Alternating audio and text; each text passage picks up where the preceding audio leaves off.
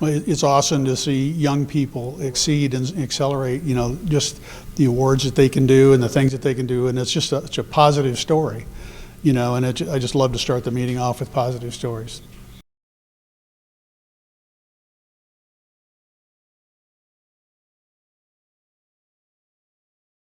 Well, I think it was a big number to read it for the very first time, but when you look at the project and all of the things that they're including and fixing and doing, it's actually very feasible. And then when Pat Brown talked about, just renewing kind of the ball field loan that we had out on the food and beverage, that just makes perfect sense to extend those ball fields into this ball field. And I think because of the project was so well designed by Clint and his team, it was just well done. I can't tell you how appreciative I am of individuals donating their time to try to come up with solutions like that.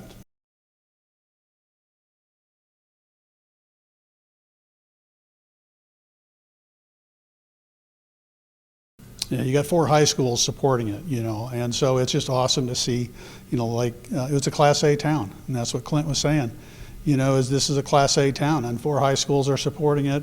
We know that the Legion also supports it. This is just one thing that's been needed, and I think as Mr. Gannon had said, this was done in 1970, so it's time to, to put it up to a newer standard. And I've seen a lot of ball fields over the course of my sons playing on. I've seen them all over, and you see quality fields all over the place, and I think it's time for us.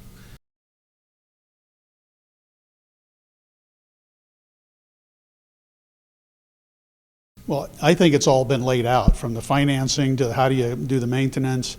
I think it's all been laid out. It's just a matter of getting the paperwork in order and then presenting it in a presentable manner. I think the hardest thing is going to be how do you deal with the naming rights and the advertising, because I think that's an important part of the perpetual maintenance of the facility. So.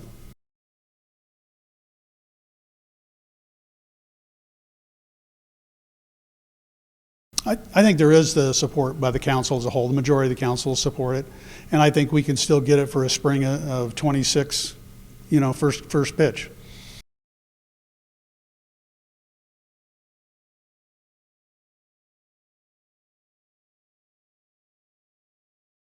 Well, I think we need a master plan, and I think this, for Camp Augustine to do a master plan for $107,000, it looks like a lot of money, but for something that's going to be as awesome as it is, covering a lot of the neighbors besides Camp Augustine, it's also neighbors to the east and west. So I think it's necessary, and I think it's something I'm really looking forward to.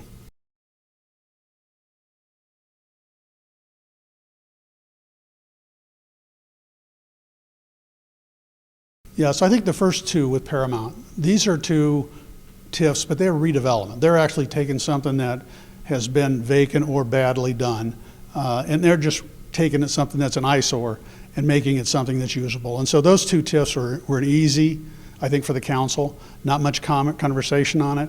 It was very well done with both those projects. They were for 20 years, which is the first time I think we've approved a TIF for 20 years. So the 20 years didn't get as much conversation as I'd hoped, but we'll see. I think it was worth it. So, but on the third project, this is about a $6.9 million TIF, and so the other 2 are $100 and some thousand TIFs. At $6.9 million, this is not a redevelopment TIF. This is actually a brand new development TIF, and so that's where I think the numbers didn't quite add up for me, and so I had some questions. But I think it's a great project. I think that REEF does a tremendous good job of developing these housing, and the housing's needed. But for me, it's just there's some process issues we need to kind of iron out. I did have conversations with both Chad and Pat today, and hopefully when they come in June or whenever the next TIF comes up, we'll have a little bit different view of it.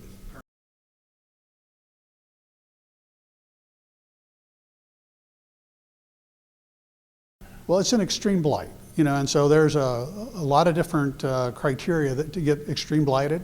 We approved this extreme blight, I don't know, more than a year ago probably, and so the extreme blight was already approved. And so once it's approved, everybody in that zone can take advantage of this TIF. And I think I'm glad to see projects that are eyesores be redeveloped by private people. This is just a good addition to fix things up.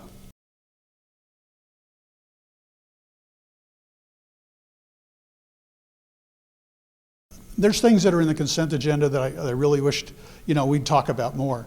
The wastewater treatment flow project, and we did a change order on that, but that's like an almost $9 million project. I think some of those need to be discussed as well. And just putting the change order on consent just kind of takes away the public kind of knowledge. It's nice to hear them talk about it, even though it's not going to change the vote.